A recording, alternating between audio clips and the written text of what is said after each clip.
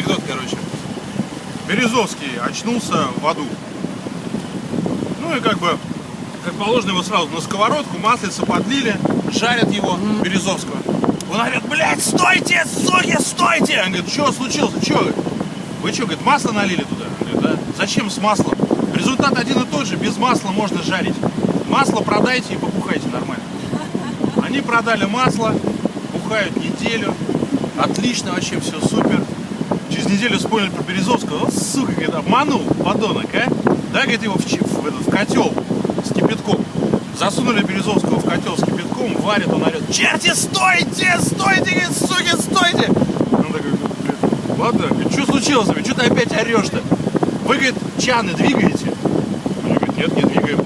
А ручки медные нахера? Они такие: ой, блядь, точно! Ручки продали, месяц бухали. Все, короче, через месяц приходит сатана.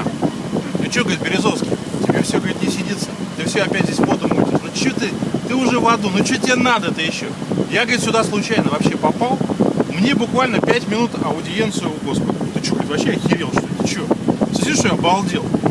Ну буквально 3 минуты. Мне 3 минуты надо буквально переговорить. Ладно, говорит, давай, пошли. Ну ты понимаешь, да, что сейчас тебе Господь, тебе пиздец. Все, пиздец, сразу. Пошли, говорит. Приходит, значит, приемную, все, тот пошел, зашел в кабинет к Господу, все. 10 минут его нету, полчаса его нету. Через час попросили кофейку принести. Сатана кофейка им принес, да. Через 2 часа выходит, Господь так обнимает. Ну, говорит, классно, говорит, классно.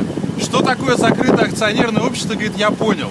А почему, говорит, у меня 40% акций?